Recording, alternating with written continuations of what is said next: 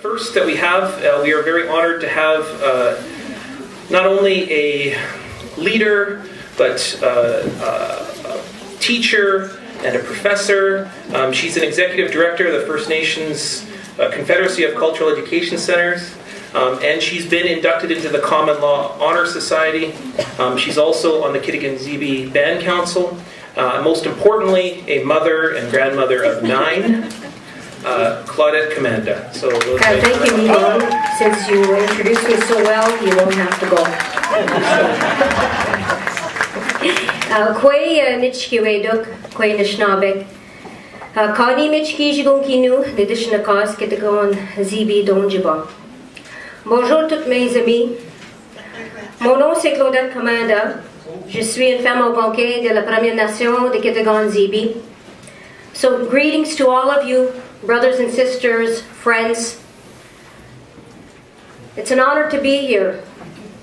My spirit name is Kani Michkijigun Kinu. That name was given to me through ceremony, through the elders, through prayers and offerings. But my English name is Claudette Commanda. And my government name is 073-00-79202. That's who I am in the eyes of the government. And anyone that complains about Canada moving forward with a national identity card, well, let me tell you, these identity cards have been around since 1868 to First Nations people through the Indian Act. And that's wrong. We are people, first and foremost. And I greet everyone with a handshake from my heart. And I welcome all of you to unsurrendered Algonquin land, the territory, the homeland of my ancestors since time immemorial. Welcome, my brothers and sisters. Regardless of what color you come from, what race you come from, what nation you come from, welcome to unsurrendered Algonquin territory. My ancestors lived here long before anyone ever came here and claimed this land as Canada. And we opened our arms wide with love for the last 520 years, and we're going to continue with our arms open wide and loving people. Thank you, Albert, for those beautiful words of prayer and the welcome that you gave when you spoke about the land and you gave history, the truth. Chimigwech for that. Thank you, Elder Raymond Robinson. Thank you for reflecting back on what's important, and that is ceremony. Being who we are is through our ceremonies. I want to acknowledge our Algonquin Chief Waitak and those other Algonquin members that are here. And I also want to acknowledge the Algonquin Kokomissang. Please stand.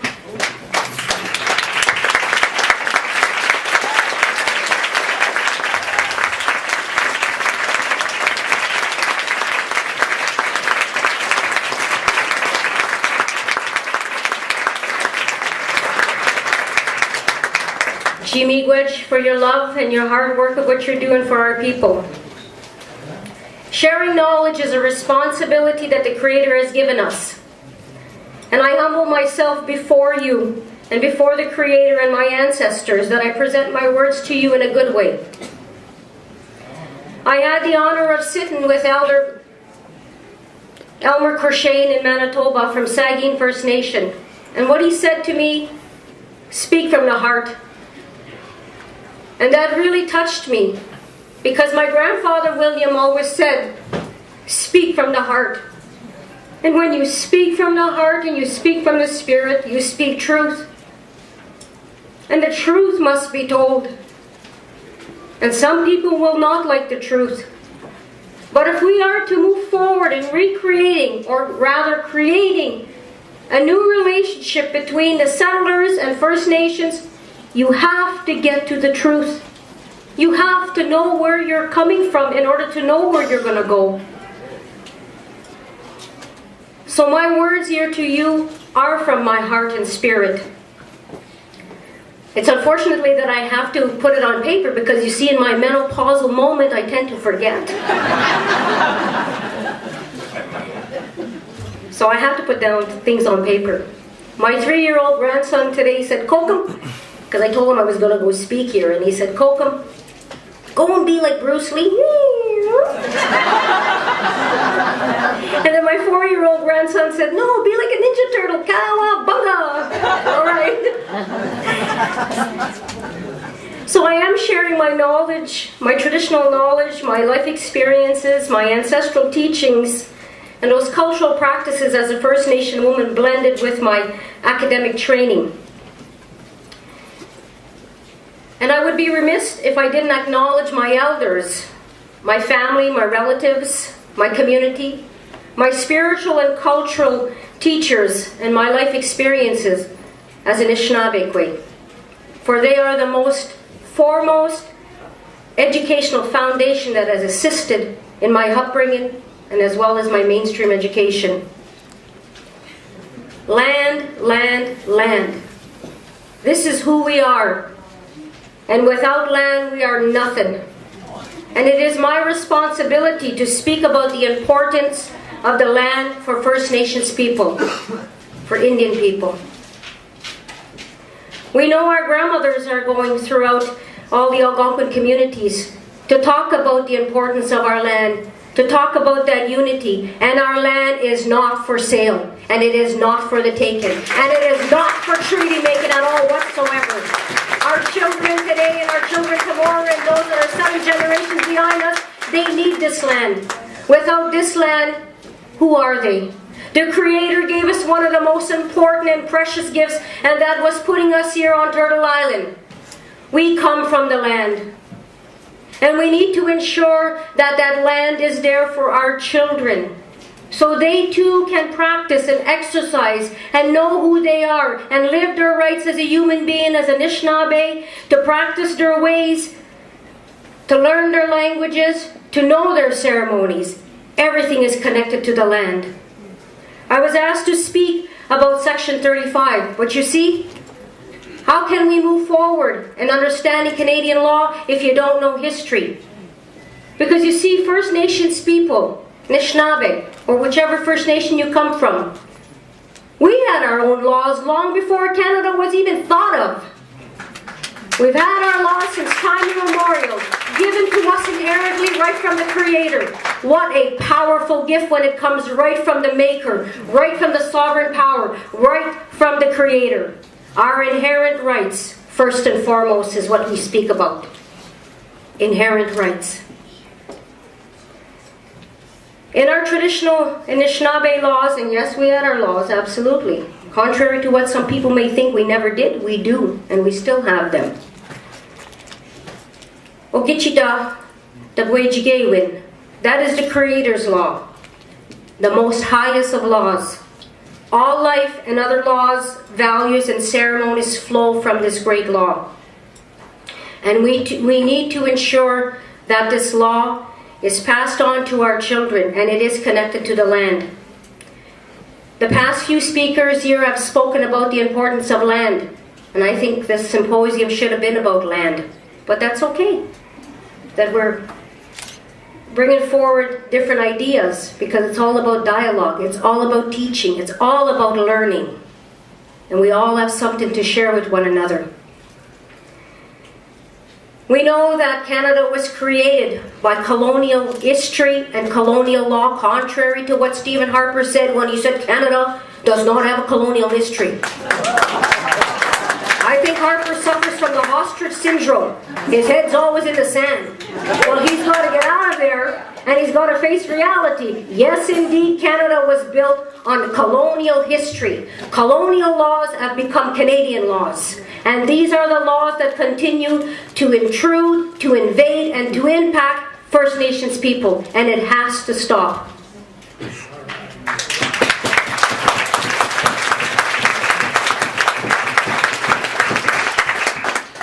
Even the terminologies Aboriginal and Native, those are not our terminologies.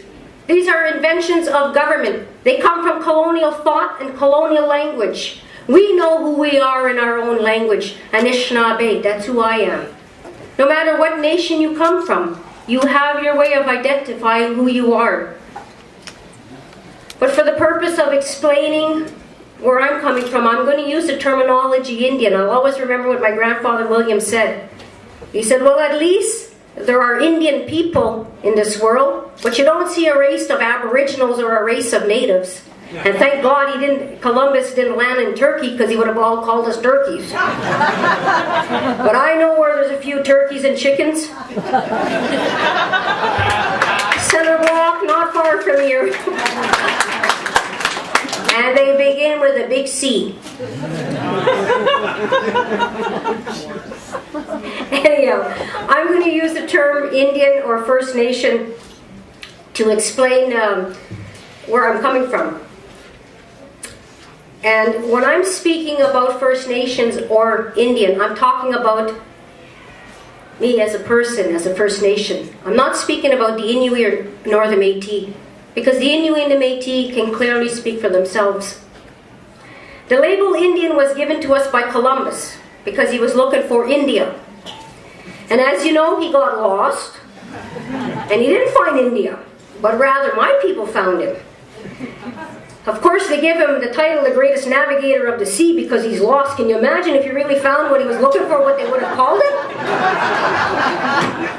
Any of my students that are in this I was going to say classroom, but in this room, you remember my rap song when I made about good old Chris, right? Well, I ain't going to do it today, though. No, I forget it.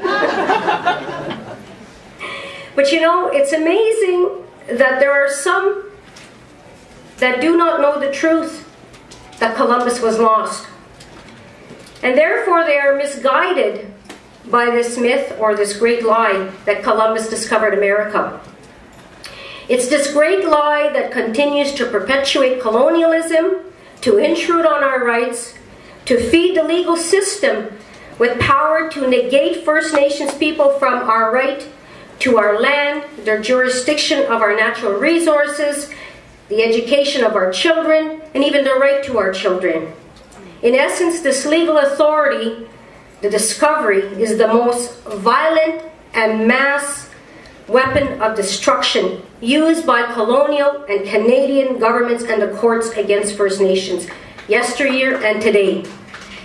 And let's not forget, and I keep stressing this, and any of my students can vouch for this, that Canadian law is built on the foundation of colonial law.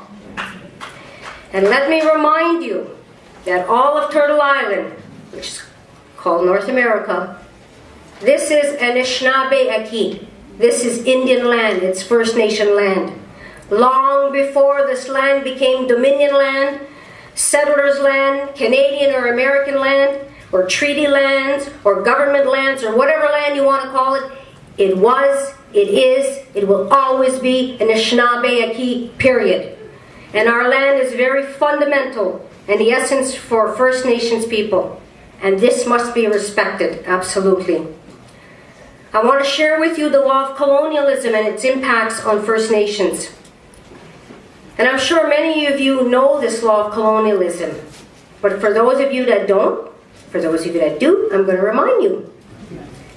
Europe and the Vatican applied their laws against First Nations through a papal bull, through the doctrine of terra nullius, through the doctrine of manifest destiny, through the doctrine of discovery. The doctrine of discovery is the basis of all laws, including Section 35 of Canada's 1982 Constitution and those other laws affecting First Nations. The papal bulls laid the foundation for the doctrine of discovery to subjugate, to seize Indian people and Indian lands. And this doctrine created such misery for Indigenous peoples of the American hemisphere. And this doctrine needs to be dispelled. How can we move forward in creating a new relationship? How can we move forward to use Canada's laws to advance First Nations rights if these laws are built on the premise and on the foundation of the doctrine of discovery? This doctrine, this legal authority, has to be disbanded. It has to be eliminated. It cannot be used anymore.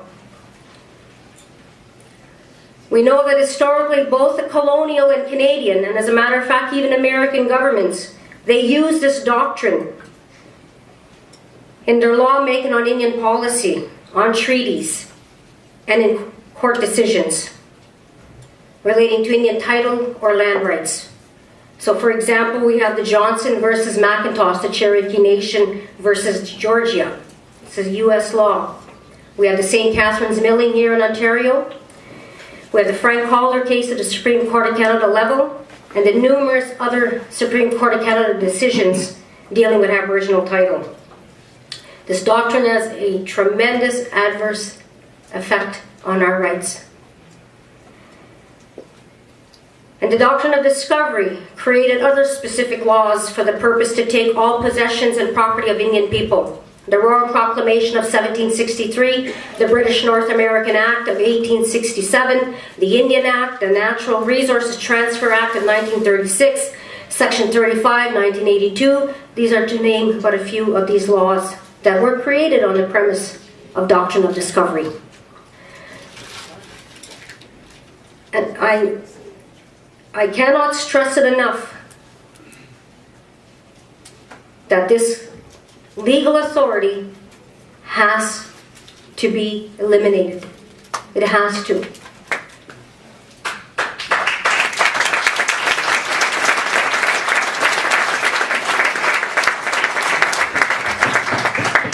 And you know, all my students that are in the audience, you have heard my lectures on the doctrine of discovery and the steadfast position on this blatant racist authority. As a matter of fact, one of the last semester when I was teaching on Indian residential schools, we had the students had to give group presentations, and one of my students dressed up as the papal bull. Yes, let me tell you, it is bull all right, this doctrine of discovery. Yes, okay. Well, I want to share with you my joy in discovering what Judge Slate said about this doctrine. Most recent, at a conference, Justice Slade, here's what he stated. The current Aboriginal-Canadian relationship grew from the roots of Canada's constitutional tree, which in turn, as I've noted, is founded on what scholars term the legal fiction, called the doctrine of discovery. The doctrine of discovery, when defined as an exclusive principle of benevolent paternalism, or as it was in the McIntosh decision, as an assertion of federal ownership of fee simple title to all the Indian nations in the United States. He also goes on to say, we do know the foundation of Aboriginal law, or the relationship of Aboriginal people in the Canadian constitutional framework, has probably been founded upon a legal fiction. Yes. In other words, the roots of the Aboriginal law tree are rotten and are incapable of bearing anything that is sustainable.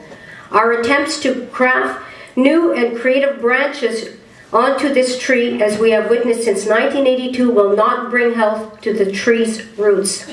I believe that nothing less than a new approach is required, which includes discarding the false discovery document and all that grew out of it, and especially that Canada's first inhabitants are wards of the states. Because you see, this doctrine of discovery did place us as wards of the state, and we're still under the wards of the, classified as wards of the state. When he speaks about Aboriginal law, it's not our laws that he's talking about. He's talking about the law and how Canadian law and how it impacts Aboriginal people. Because I don't believe there's such a thing as Aboriginal law. Absolutely not. We have our own laws, and we got to go back to those laws, and those laws are found in our ceremonies. They're found in our teachings. We had our own form of governance through our traditional ways, through our societies that were collective, cohesive. And everyone in the community had the right and had a fundamental role in decision making. It was important. Men and women had their roles and responsibilities. Today what we have is how Canada applies its laws to Aboriginal peoples. Canada has created 3 categories of placing us under Aboriginal people, the terminology Aboriginal. You have First Nations, you have Inuit, you have Métis. We are different people, very different. Even under First Nations, 633 First Nations in Canada, we are diverse peoples. We have commonalities, absolutely, because we are the first peoples that were created here on Turtle Island. The first peoples. Long before anyone else came to these lands, we are the first peoples here. And we are going to continue to be the first peoples here. To go back to this doctrine, it must be eliminated by governments, by the courts, by educational institutions, by law schools, and by society and the world at large. And only until this heinous authority is destroyed, we First Nations will not be free from the shackles of colonialism, the legal and socio-economic oppressions and racism. It's sad that racism is still alive and well in this country, and Canada speaks about its big brotherhood image in the world. Canada needs to clean up its own backyard first and foremost before it goes out and helps anybody else.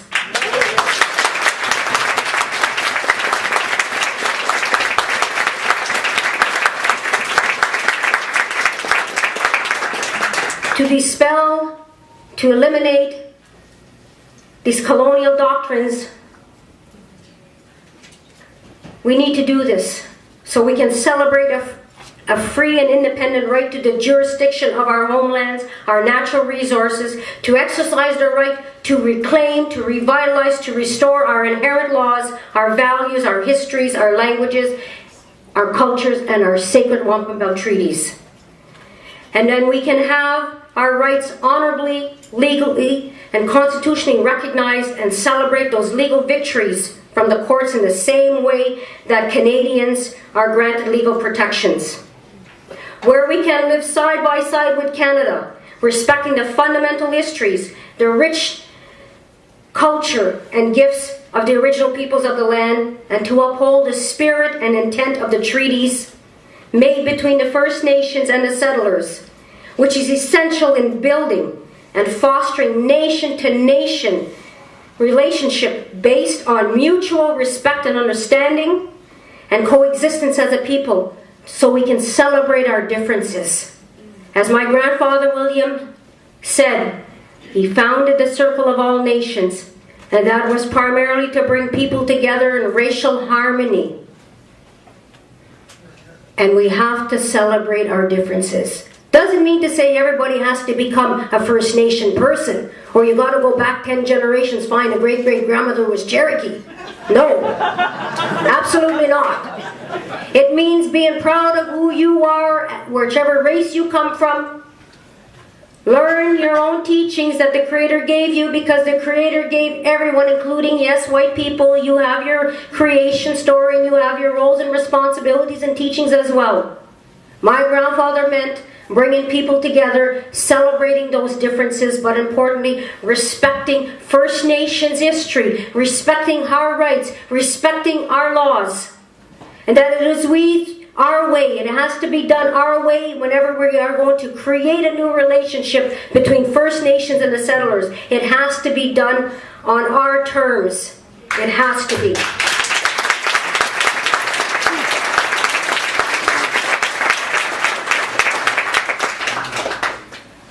And is Canada ready? Are you ready? Are you? Then you need to go out there. Right. Good. Right. Okay. I'm not getting in the middle of this, because let me tell you what you need to do. All right? Well, I say to you, make it your responsibility. Learn more about this doctrine of discovery. Learn more about colonial history. Learn more about First Nations history, traditional history. Learn more about the impacts of racism and colonialism against First Nations. And demand from your neighbor, your politicians, your lawmakers, your legal crusaders, stand together with us, and you too, as brothers and sisters amongst your own people. Stand together to end colonial dominance and oppression of First Nations by eliminating a doctrine of discovery as a legal authority.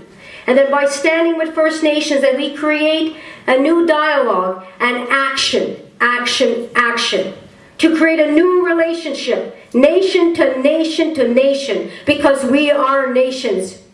We're not a file in some government office up on 10 Wellington Street. And we're not Canada's Indian problem. We are people. We are nations. And come to us on our terms and we will build a better country. Perhaps the 7 grandfathers will help you to make yourself ready for what needs to be done. And again, I say action is needed. To cherish knowledge is to know wisdom. To know love is to know peace. To honor all of the creation is to have respect. Bravery is to face the foe with integrity. Honesty in facing a situation is to be brave. Humility is to know yourself as a sacred part of creation. Truth is to know all things. So in closing, my brothers and sisters, the voices of our ancestors, the Anishinaabe, must remain through our elders. For they were the ones that were given that responsibility to ensure that our oral history would never be forgotten. The voices must remain intact through our elders, our children, for us today, and for those who are not yet here. So the circle continues, one beginning with no end. I have spoken. Thank you for listening. Merci à tous. Thank you. Niigaanwewidam James.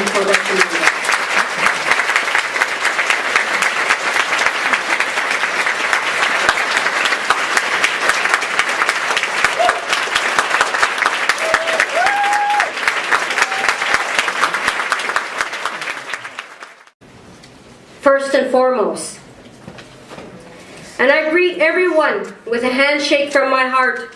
And I welcome all of you to unsurrendered Algonquin land, the territory, the homeland of my ancestors since time immemorial.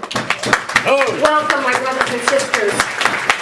Regardless of what color you come from, what race you come from, what nation you come from, welcome to unsurrendered Algonquin territory. My ancestors lived here long before anyone ever came here and claimed this land as Canada. And we opened our arms wide with love for the last 520 years, and we're going to continue with our arms open wide and loving people. Thank you, Albert, for those beautiful words of prayer and the welcome. The first that we have, we are very honored to have not only a leader, but a teacher and a professor. She's an executive director of the First Nations Confederacy of Cultural Education Centers, and she's been inducted into the Common Law Honor Society. She's also on the Kitigan-Zibi Band Council. Most importantly, a mother and grandmother of 9, Claudette Commanda. So thank you, Niigaan. Since you introduced me so well, you won't have to go. Kwe Niigaanwewidam Kwe Anishinaabe. Kani Michkijigon Kinu, Nidishnakas Kitagon Zibi Donjiba. Bonjour toutes mes amis. Mon nom c'est Claudette Commanda. Je suis une femme algonquin de la Première Nation de Kitigan-Zibi. So greetings to all of you, brothers and sisters, friends. It's an honor to be here. My spirit name is Kani Michkijigun Kinu. That name was given to me through ceremony, through the elders, through prayers and offerings. But my English name is Claudette Commanda. And my government name is 073-00-79202.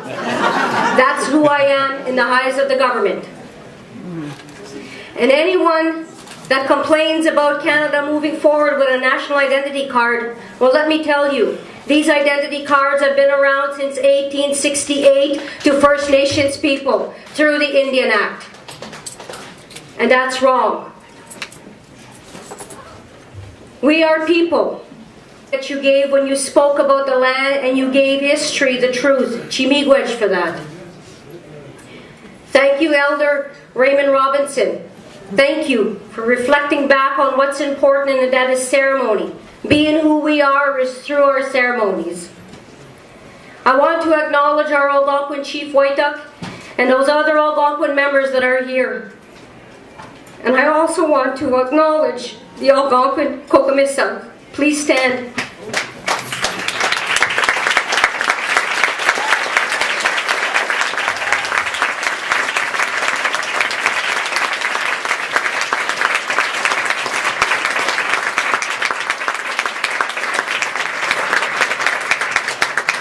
Chimigwech for your love and your hard work of what you're doing for our people. Sharing knowledge is a responsibility that the Creator has given us. And I humble myself before you and before the Creator and my ancestors that I present my words to you in a good way. I had the honor of sitting with Elder Elmer Corshane in Manitoba from Sagin First Nation. And what he said to me, speak from the heart.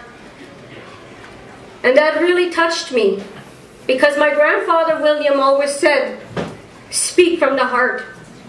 And when you speak from the heart and you speak from the Spirit, you speak truth. And the truth must be told. And some people will not like the truth. But if we are to move forward in recreating, or rather creating, a new relationship between the settlers and First Nations, you have to get to the truth. You have to know where you're coming from.